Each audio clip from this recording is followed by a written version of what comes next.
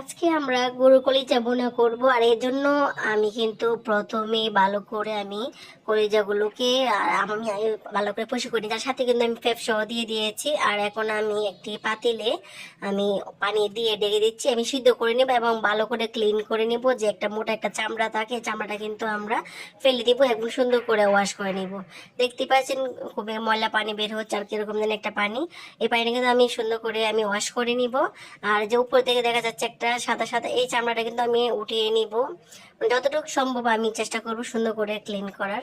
আর একদম আমি ক্লিন করে ধুয়ে রেখে দিয়েছি, ঠান্ডা হয়ে গিয়েছে। আর এদিক দিয়ে আমি আবারও একটি এই পাতিলের মধ্যে আমি সরিষার তেল দিয়ে দিয়েছি। আপনি কিন্তু চাইলে সয়াবিন তেল দিয়েও করতে পারেন।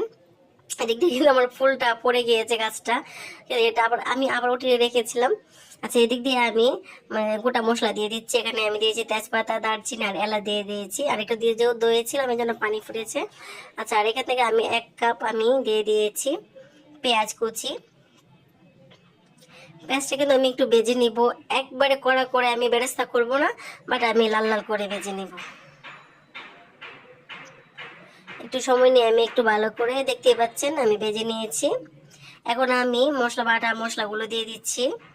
এখানে আমি 3 টেবিল চামচ পরিমাণ আদা বাটা আর রসুন বাটা দিয়ে দিয়েছি।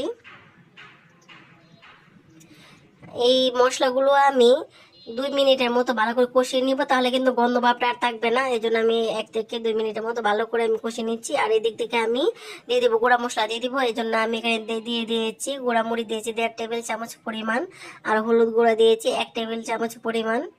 তারপরে দিয়ে দিব ধনিয়া গুঁড়া দিয়ে দিব 1 টেবিল চামচ পরিমাণ, দিয়ে দিব জিরা গুঁড়া দিয়ে দিব 1 টেবিল চামচ পরিমাণ। তারপর আমি দিয়ে দিব পরিমাণ মতো লবণ। এখানে আমি 1 চামচের মতো দিয়েছি, যদি প্রয়োজন হয় পরবর্তীতে কিন্তু আবারও দিয়ে দেওয়া যাবে। এখন আবার আমি কষিয়ে নেবো 1-2 মিনিট মতো, তারপরে পানি দিয়ে দেবো, যেহেতু মশলা যেগুলো না পড়ে যায় এই জন্য আমি কিছুটা পানি দিয়ে দিয়েছি। এখন আমি ভালো করে কষিয়ে নেব মশলাটা। উপর দিয়ে যখন তেল আসবে তখন মনে হবে যে আমার মশলাটা কষে গিয়েছে। এভাবে তো না রাখতে হবে, নাহলে কিন্তু পড়ে যাবে। নিচ দিয়ে দেখতে পাচ্ছেন খুবই সুন্দর একটি কালার চলে এসেছে, বা তেলটা উপর দিয়ে চলে এসেছে। এখন আমি কিন্তু কলিজাগুলো যা সিদ্ধ করে আগে পরিষ্কার করে রেখেছি সবগুলো দিয়ে দিচ্ছি।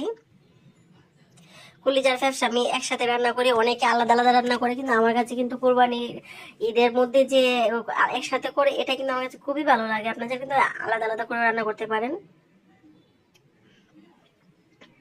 আমি ভালো করে মিক্স করে নিব মশলার সাথে, কলিজাগুলোকে ভালো করে আমি মিক্স করে নিচ্ছি।